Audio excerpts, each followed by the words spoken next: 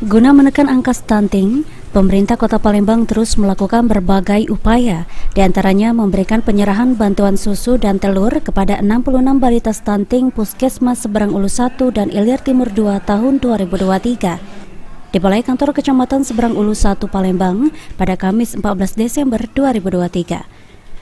Dalam kesempatan tersebut, PJ Wali Kota Palembang Ratu Dewa mengutarakan bantuan ini merupakan bentuk CSR dari Bank Sumsel Babel. Program bantuan stunting sendiri merupakan upaya peningkatan indeks pembangunan manusia atau IPM melalui sektor kesehatan yang menjadi prioritas saat ini. Melalui kegiatan ini membuktikan jika penanganan stunting menjadi tanggung jawab bersama. Pada tahun 2023 ini, angka stunting di Palembang menunjukkan tren menurun di angka 0,4% dan untuk wilayah dengan stunting tertinggi adalah Kecamatan Seberang Ulu 1.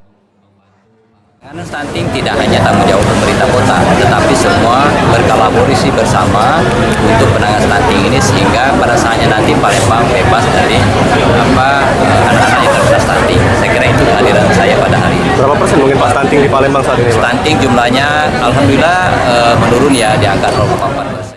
Sementara itu, Kepala Dinas Kesehatan Kota Palembang Fenty Aprina menyampaikan dalam penyerahan bantuan susu dan telur balita stunting ini, sebanyak 52 anak stunting berasal dari Kecamatan Seberang Ulu 1, 14 anak stunting dari Kecamatan Ilir Timur 2 yang berada di 4 wilayah puskesmas.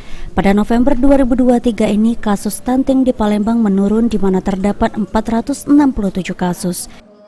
6 anak stunting yang ada di Kota Palembang, jadi 52 ada di Kecamatan Seberang Ulu 1 ini dan 14 itu di Kecamatan Ilir Timur 2, jadi ada di 4 wilayah puskesmas. Di Ilir Timur 2 itu 14 di Puskesmas Bombaru, kemudian yang 52 ini 33 anak itu ada dalam wilayah kerja Puskesmas 1 Ulu, 70 anak di wilayah kerja Puskesmas 4 Ulu. Sandi Pratama, PAL TV.